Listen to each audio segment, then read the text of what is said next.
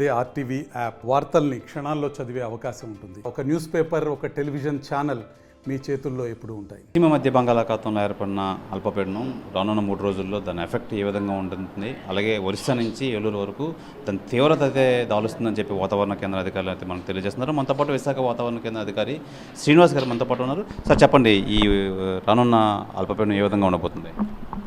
ఇప్పుడైతే ఈరోజైతే west central and adjoin north west bay of బెంగాల్లో అయితే ఒక అల్పపీడన ప్రాంతం ఏర్పడింది. అది దాని ప్రభావం మనకి కోస్తా జిల్లాలో అయితే నెక్స్ట్ కమింగ్ 2 to 3 days వరకు ఉండే వర్షాలు వచ్చే ఛాన్సెస్ ఉన్నాయి. ముఖ్యంగా అయితే నెక్స్ట్ 24 hours వరకు చూస్తే ఉత్తరాంధ్ర వరకు విస్తారంగా మోడరేట్ రైన్స్, అలాగే దక్షిణ కోస్తా వరకు పలు ప్రాంతాల్లో మోడరేట్ రైన్స్ వచ్చే అవకాశం ఉంది. కొన్ని జిల్లాల్లో అయితే భారీ నుంచి అతి భారీ వర్షపాతం కూడా మనం రావచ్చని చెప్తున్నాం. అవి ముఖ్యంగా పార్తీపురం, అల్లూరు సీతారామరాజు, ఏలూరు ఈ జిల్లాలకైతే భారీ నుంచి అతి భారీ వర్షపాతం 1-2 చోట్ల వచ్చే ఛాన్స్ ఉంది. అలాగే next some other districts like Srikakulam, Vizianagaram, Visakhapatnam, Anakapalli, Kakinada, east and west Godavari, Konaseema, NTR and Krishna ఈ జిల్లాల వరకు చూస్తే 1-2 చోట్ల భారీ వర్షం కూడా ఈ జిల్లాలో నమోదయ్యే అవకాశం ఉంది.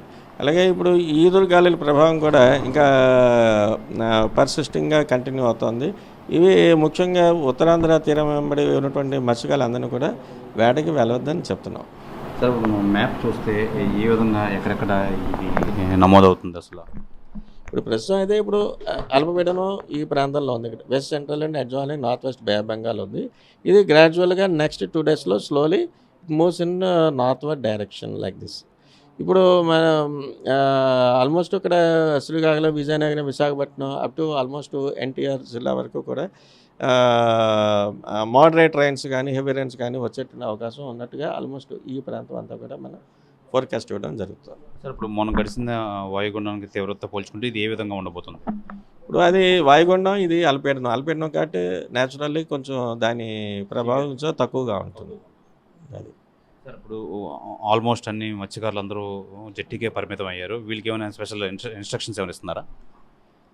అంటే ప్రస్తుతం వరకు ఇప్పుడు ఉన్నటువంటి కండిషన్స్ అయితే ఇంకా మరికొన్ని రోజులు కంటిన్యూ అయ్యే ఛాన్సెస్ ఉండడం చేత ఇంకా ఉత్తరాంధ్ర వరకు అయితే మటుకు వేటకి వెళ్ళొద్దని చెప్తున్నాం.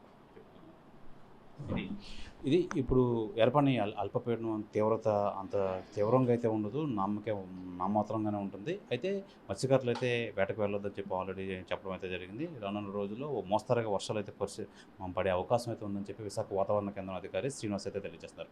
కెమెరామెన్ రావణ్ కుమార్తో శివరామకృష్ణ, ఆర్టీవీ, విశాఖ వాతావరణ కేంద్రం నుంచి. మరిన్ని వీడియోస్ కోసం ఛానల్ ని సబ్స్క్రైబ్ చేయండి. లేటెస్ట్ అప్డేట్స్ కోసం వాట్సాప్ ఛానల్ ని ఫాలో చేయండి. అండ్ లింక్ డిస్క్రిప్షన్ లో ఉంది.